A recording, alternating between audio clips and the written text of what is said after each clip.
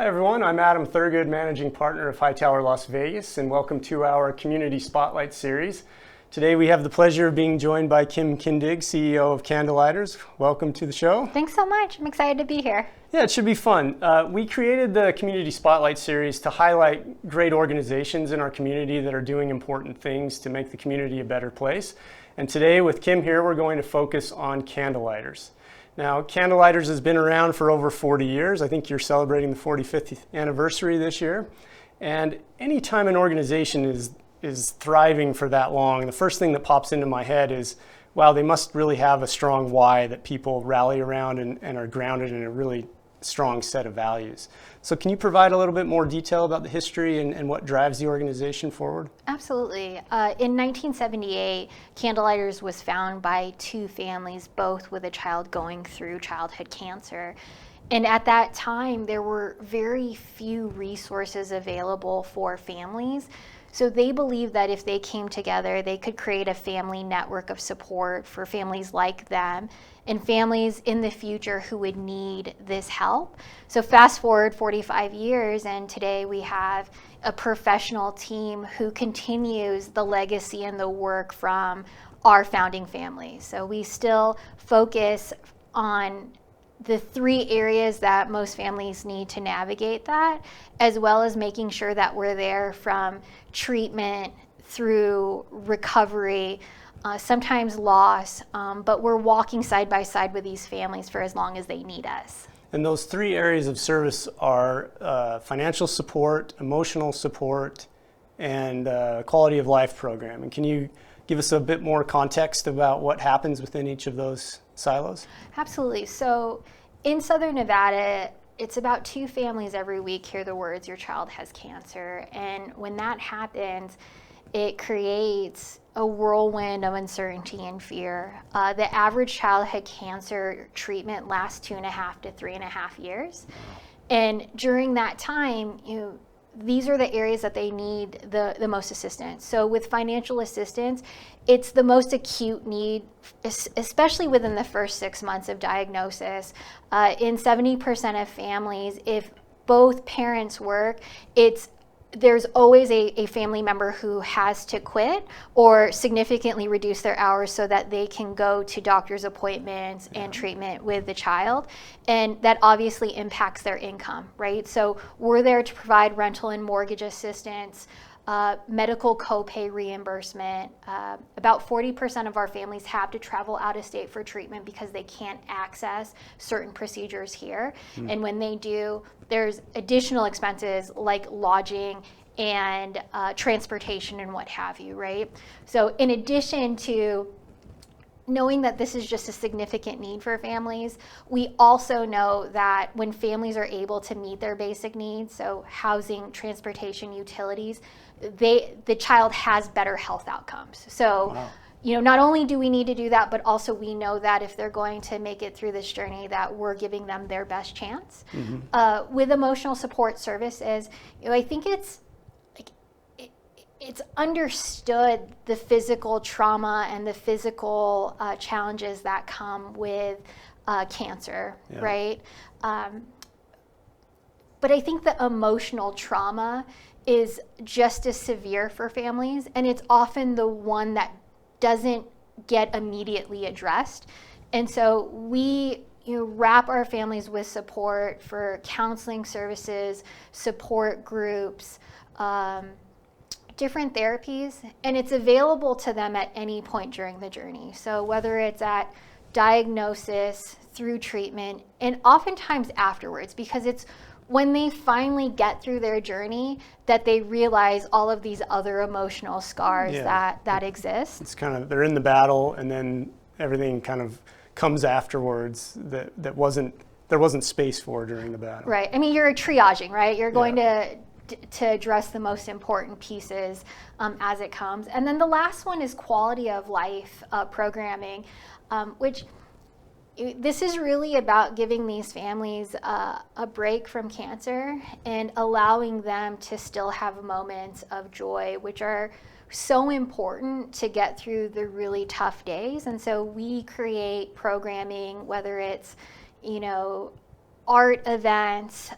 We have an amazing Camp Firefly coming up here in a couple of short weeks where we'll take 100 kiddos for a 5-day, 4-night experience. Where will that be? That's going to be in Big Bear, California.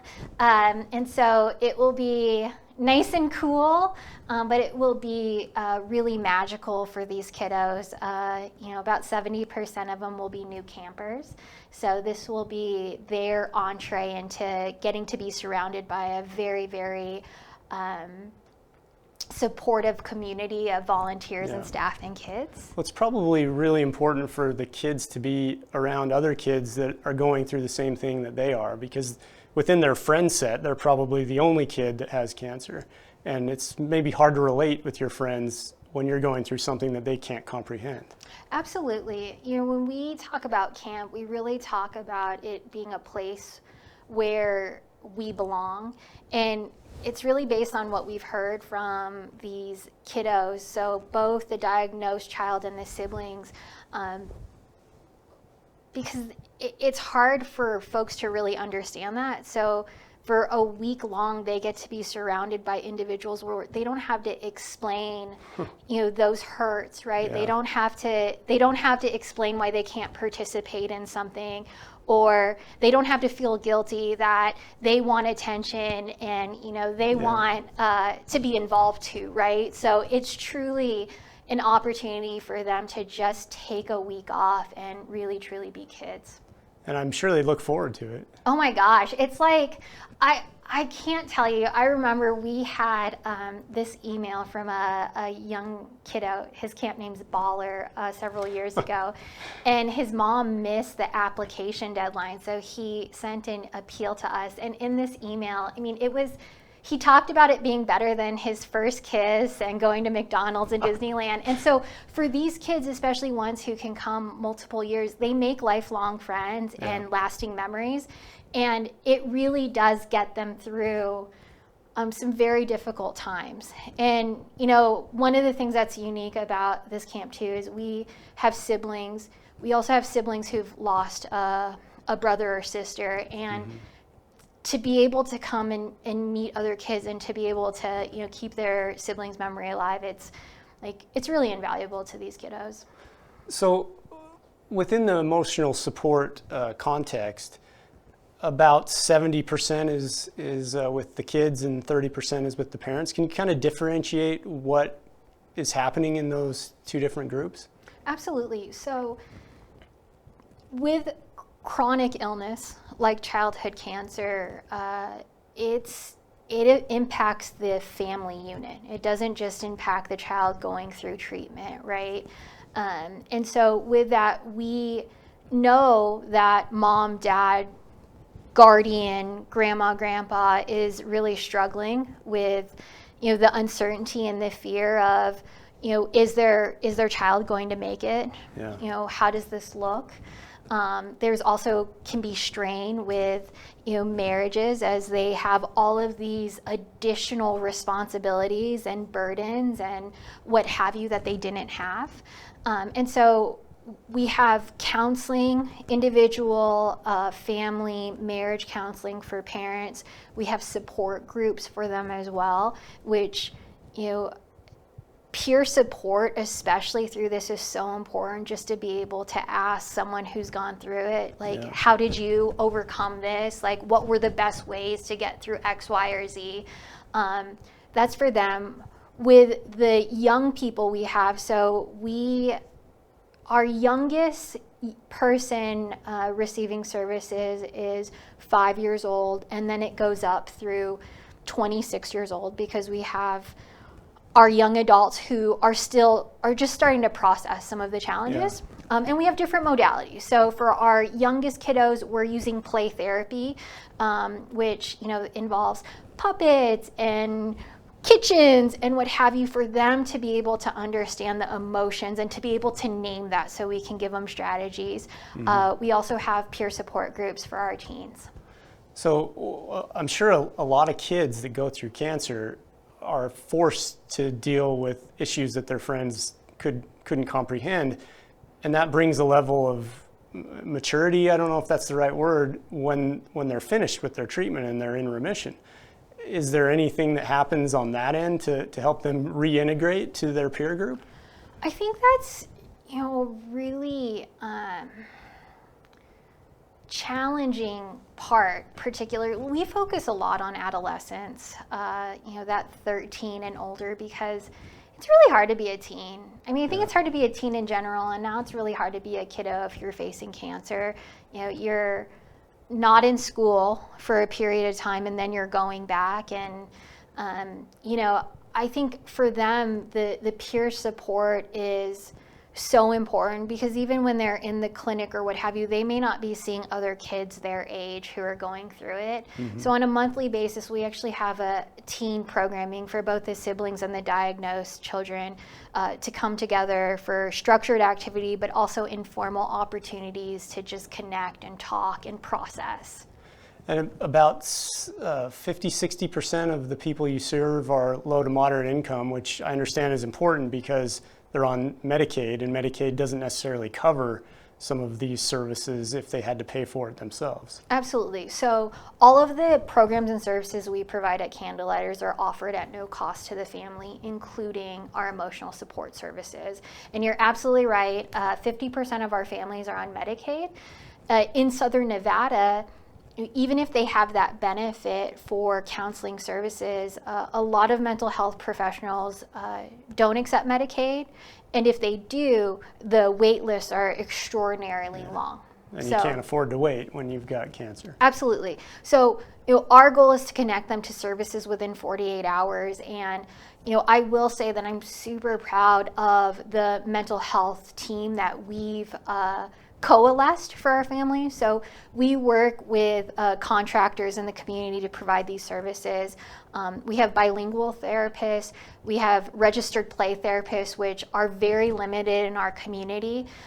We also have counselors who are who have specific experience in chronic illness, which is a niche specialty, which just is so impactful for our families to benefit from. So one of our therapists is actually a childhood cancer survivor as well, and so she can really relate to those who need her services. Wow, and that network is something that your organization has put together over the course of a couple of decades of getting good at this type of thing. Absolutely, right? So we, by focusing solely on childhood cancer, we've become an expert in this space, and we're only trying to continue to expand those services. So, as part of our 45th birthday, we are purchasing a building and expanding our footprint significantly, especially in emotional support services.